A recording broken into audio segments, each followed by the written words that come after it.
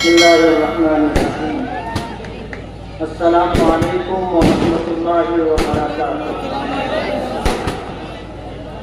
नहमदुहू व नुसल्ली अला रसूलिहिल करीम। अम्मा बाद। तेरी रहमतों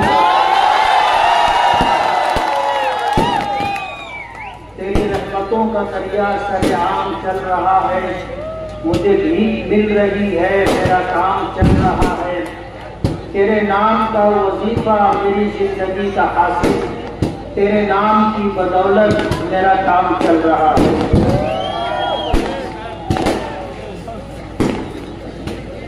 मैं पहले इस बात की वजाहत कर दूं, ये जो पटाखेबाजी हो रही है ये हम नहीं कर रहे। हमने हमेशा पटाखाबाजी करने से लोगों को मना किया। लोग रास्ता तलाश कर रहे हैं हमें बदनाम करने का। इसलिए मैं गुजारिश करता हूं कि अगर कोई मेरा हमदर्द होगा और वो पटाखा फोड़ रहा होगा तो वो बंद कर दे। आज के इस इंतखाबी जलसे के सदर मोहतरम हाजी इम्तियाज अहमद, हाजी मोहम्मद अहमद साहब, हमारे सियासी सरपरस्त अलहाज यूनुस ईसा साहब, सूफी अजीज कादिर साहब, यूसुफ इलियास साहब, डॉक्टर खालिद परवेज साहब, स्टेज पर तशरीफ फरमा उलमा, आमाइदीन शहर और मेरे बुजुर्गों और दोस्तों और मेरे पर्दा नशीन माओ और बहनों, आज जिस इलाके में हम जलसा ले रहे हैं ये इलाका सरदार नगर से लेकर सलाटर हाउस तक यूपी रियासत से आए हुए लोगों का इलाका है। इस इलाके में 70-75% यूपी से रोटी रोजगार की तलाश में आने वाले लोगों का इलाका है। मेहनत कशों का इलाका है, मजदूरों का इलाका है। यहाँ आने के बाद जिनको ठिकाना नहीं था उन्होंने बिस्सी में रह करके काम करके यहाँ से रोटी रोजी कमाई और अपने अहलो अयाल के गुजारे का इंतजाम किया। मेहनत करते रहे, मजदूरी करते रहे और फिर यहाँ से उन्होंने जो कुछ कमाया, कुछ लोग ऐसे थे जो यहाँ पर रुक गए और आज अल्हम्दुलिल्लाह वो खुशहाली की जिंदगी गुजार रहे हैं। इस इलाके में जाफर हाजी साहब, याकूब सदर साहब, हारून रुस्तम साहब, हाजी सईदुद्दीन साहब, अब्दुल रज़्ज़ाक मास्टर साहब, यूनुस दलाल साहब, हाजी अहमद मुल्ला साहब, हाजी अनवर कुरैशी साहब, हारून शेख कपड़े वाले, मोहम्मद मुस्तफा मुकादम, गुलाम रसूल गुरुम पहलवान, जामिन अली, एजाज हकीम, खुर्शीद मुकादम, प्रोफेसर इकबाल, अयूब टेलर, हाजी अरमान शेख, अब्दुल सत्तार खट्टी, गुलाम मुस्तफा असर सिद्दीकी, अहमदुल्ला मास्टर, हाजी अयूब शेख, हाजी हनीफ मुल्ला साहब, अब्दुल रऊफ फुलके वाले, मुनव्वर अली, सफर अली ताजमहल, अतहर हुसैन बच्चन से, हाजी मुख्तार नंकू, शेख रहीम दादा मियाँ, यासीन मामू, हारून गोनवाल और भी बहुत सारे लोग हैं जो यूपी से आए और यहाँ रह करके उन्होंने अपना एक मकाम बनाया। हमारा ये 20 नवंबर 2024 का होने वाला इलेक्शन, हम जिन मुद्दों पर लड़ रहे हैं उन्हीं मुद्दों पर बात करना चाहते हैं। हमारा पहला मुद्दा है अच्छाई और बुराई। हमारा शहर मीनारों का शहर, मस्जिदों का शहर कहलाता है। मदरसों का, दारुल उलूम का, बैतुल उलूम का, मकातिब कुरानिया और मदारिसे दीनिया का शहर कहलाता है। हमारा ये शहर अपनी एक मिली, अपनी एक मजहबी शनाख्त रखता है। इस शहर के लोग अच्छाई और बुराई को अच्छी तरह समझते हैं और अल्लाह का बहुत बड़ा एहसान है कि नबी करीम सल्लल्लाहु अलैहि वसल्लम की हदीस पाक की रोशनी में इस बात पर अमल पैरा है कि अगर बुराई को देखो तो उसको ताकत से रोको, हाथ से रोको, और अगर हाथ से नहीं रोक सकते तो उसको जुबान से रोको, और अगर जुबान से नहीं रोक सकते तो उसको दिल में बुरा समझो। और ये ईमान का सबसे कमजोर दर्जा है। यूपी के आए हुए लोग मोहब्बत की जुबान समझते हैं, मोहब्बत के नाम पर गर्दन कटाना गवारा करते हैं, लेकिन उनकी गैरत, उनकी बहादुरी, उनकी जुर्रत इस बात को नहीं बर्दाश्त करती कि कोई उनको अपने दबाव में लेकर और कोई दबदबा बताकर उनको गलत काम पर मजबूर कर सके। ये मोहब्बत के नाम पर वोट दे देंगे, झुक जाएंगे, लेकिन दबाव और दबदबे के सामने न कभी झुकेंगे और न कभी किसी को वोट देंगे। यहाँ जिस तरह का माहौल बनाने की कोशिश की जा रही है, कहा जाता था हमने जाफर नगर को पैक कर दिया है, कोई घुस नहीं सकता। हम आए, कल पूरा दिन रहे, एक एक घर पर हमने दस्तक की, हमने अपनी माओ, अपनी बहनों और बेटियों को सलाम किया, हमने उनसे वोट की अपील की।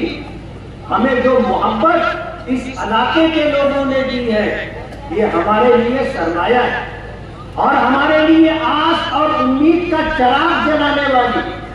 आने वाले 20 नवंबर 2024 को इंशाअल्लाह इस इलाके से हमें ऐसी भरपूर वोट मिलेगी कि जो लोग पैसे की थैलियां लेकर के चल रहे हैं और यूपी के गैर मुसलमानों को खरीदने की बात कर रहे हैं, उनको 20 तारीख की वोटिंग और 23 नवंबर के रिजल्ट के बाद समझ में आ जाएगा कि वो कहां करें।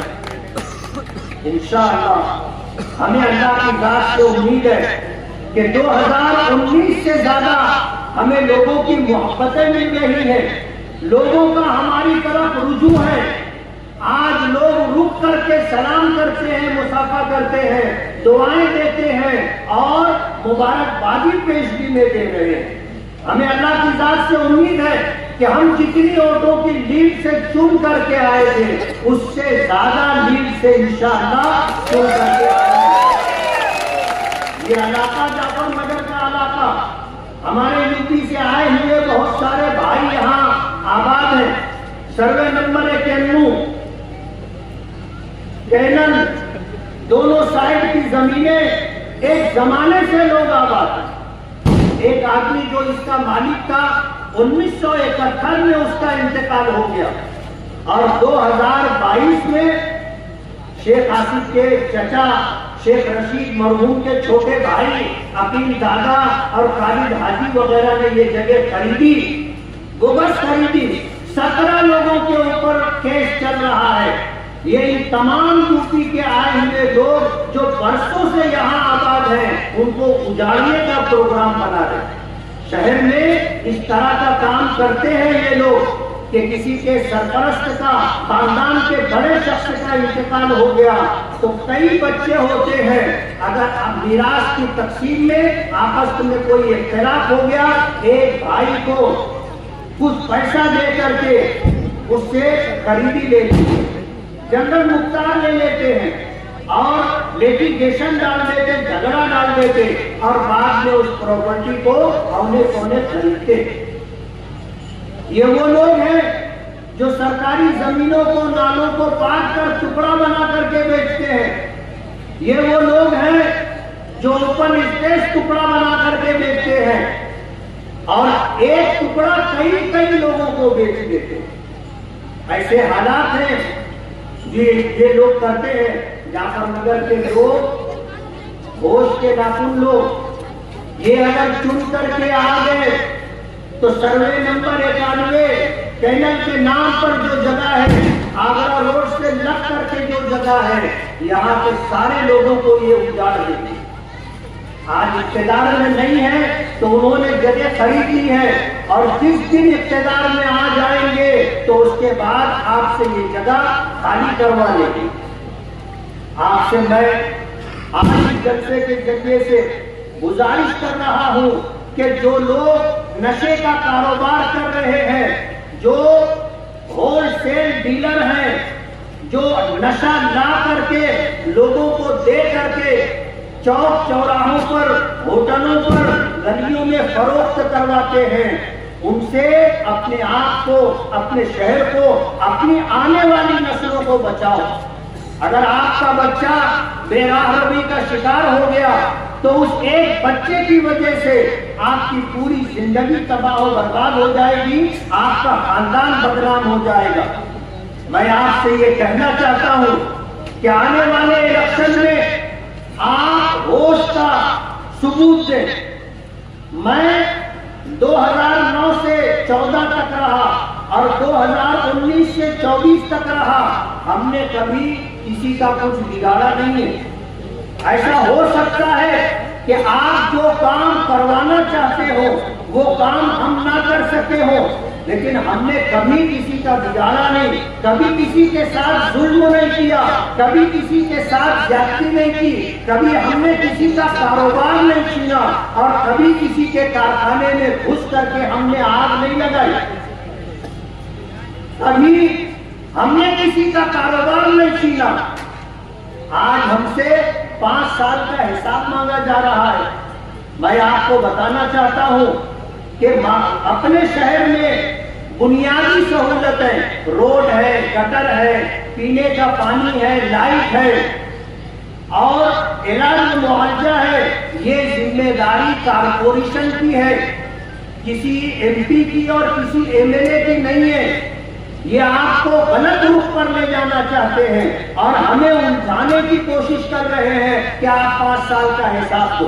5 साल का हिसाब तो हमने दे दिया कि हमने 165 करोड़ रुपया बाईपास हाईवे के लिए लाया, 149 करोड़ रुपया सबसे बुनियादी जरूरत पानी के लिए तलवाड़ा डैम से मालेगांव फिल्टर प्लांट तक 3 फीटी पाइप लाइन और 5 पानी की टाकियां और इसी तरह गली गलियों में जहां पर पीने के पानी की पाइप लाइन नहीं है वहां पर पानी की पाइप लाइन डाली जाए। हमने 100 बेड का हॉस्पिटल मंजूर करवाया, 76 करोड़ रुपया उसका एस्टीमेट है।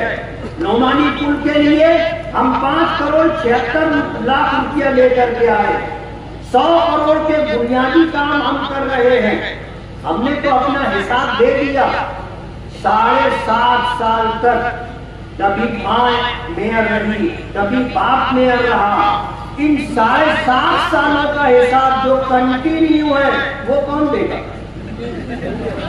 कारपोरेशन का बजट आज 1000 करोड़ रुपया है, उसका हिसाब कौन देगा?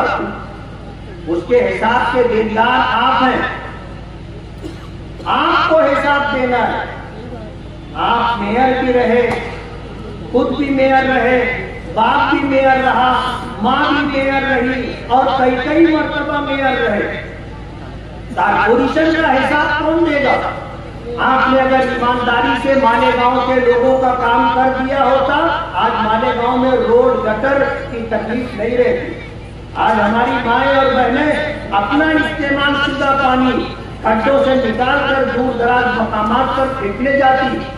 ये सब किया कराया तुम्हारा है, हिसाब हमसे मांगते हो। कारपोरेशन में मेयर की कुर्सी हासिल करने के लिए फिरका परस्तों से तुमने साठगांठ की और तलवाड़ा डैम का पानी आपने अपनी मेयर कुर्सी के लिए बेचा। जब मालेगांव में इस बात का शोर हुआ, अखबारात में और सोशल मीडिया पर ये बात आई, तो सीना ठोक करके मरहूम शेख हसीन साहब कहते थे कि हाँ पानी बेचा है, हमारा बस चलेगा तो नारू शंकर का किला भी बेचा है। ये हमारी बात नहीं है, ये उनकी अपनी कही ही भी बात है। कहते हैं ना कि माजी आदमी का पीछा नहीं छोड़ता, फिरका परस्तों से आप साजबाज करते, उनको जो है स्टैंडिंग कमेटी की चेयरमैनी देते हो और उनको जो है डिप्टी मेयर की चेयर देते हो। मालेगांव की तारीख में कभी किसी सियासी पार्टी ने और कभी किसी सियासी लीडर ने फिरका परस्तों को कभी कुर्सी नहीं दी, कभी ओहदा नहीं दिया। ये आपने किया है। और कई मर्तबा आपने किया है। हम तो अल्हम्दुलिल्लाह शहर में काम कर रहे हैं और काम करते रहेंगे। अभी आपने सुना यूसुफ इलियास ने बताया, मैं आपको बताना चाहता हूं कि बुनकरों के लिए बिजली की सब्सिडी हमने मंजूर करवाई।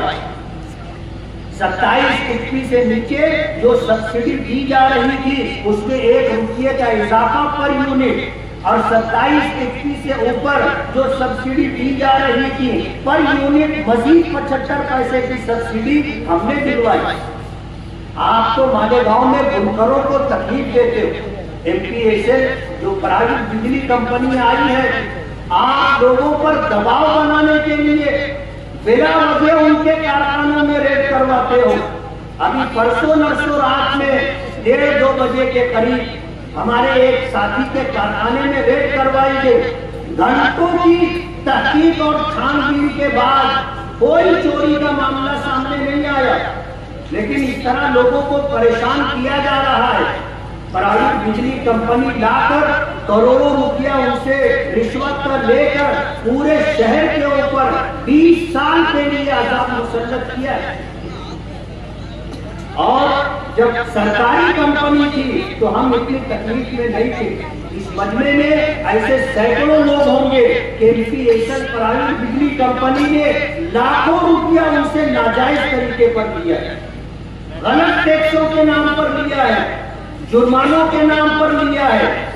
इस तरह के हालात, वक्त तो बहुत कम है। मैं आपको बताना चाहता हूं कि हम अपने शहर के अंदर तालीम के लिए, रोजगार के लिए, इलाज और मुआवजे के लिए बहुत सारी सहूलतें डालना चाहते हैं।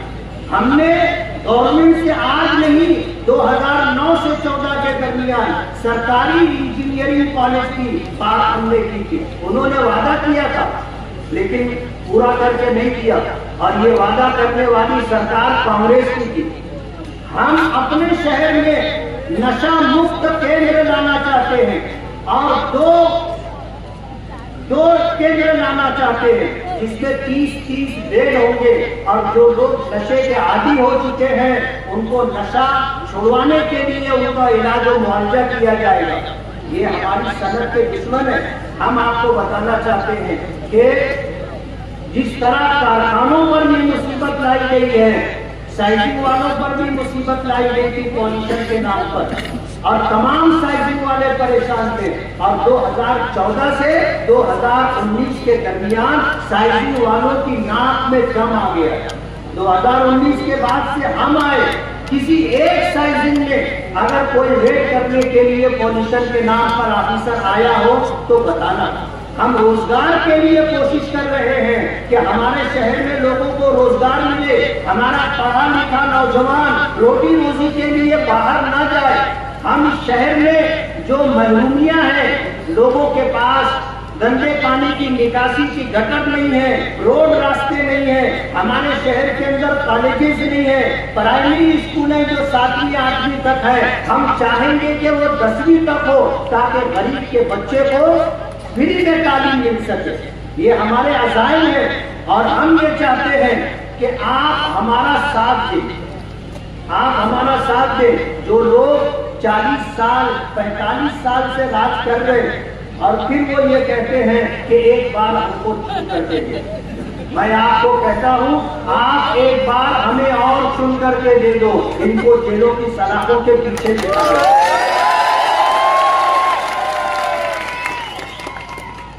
इन्होंने जो बोया है वो उन्हें काटना तो पड़ेगा, और बकरे की मां कब तक खैर बनाएगी? एक दिन तो उसके छुरी के नीचे आना है। इन्होंने जो कुछ किया है, सरकार को चूना लगाया है, लोगों के साथ जुल्म ज्यादती की है और लोगों के रोजगार छीने हैं, रोजगार बंद करवाए हैं। ये पाप का धड़ा भर चुका है। मैं आपसे ये गुजारिश करता हूँ कि ऑल इंडिया मजलिस इत्तेहादुल मुस्लिमीन ने हमें उम्मीदवारी दी और इस शहर में 2019 में हमें चुन करके दिया था, हमने 5 साल का हिसाब किया है, हमारे अज़ाइम में बड़े बड़े काम हैं। हम आपसे गुजारिश करते हैं कि मजलिस के निशान पतन पर वोट देकर आप हमें कामयाब करें। इंशाअल्लाह इस शहर से महरूमियों का खात्मा होगा और इस शहर से जुल्म सितम का खात्मा होगा और जालिमों को इंशाअल्लाह हम कहते उतार तक पहुंचा देंगे। मैं आपको एक खुशखबरी देना चाहता हूं कि इंशाअल्लाह 6 नवंबर को अकबरुद्दीन ओवैसी साहब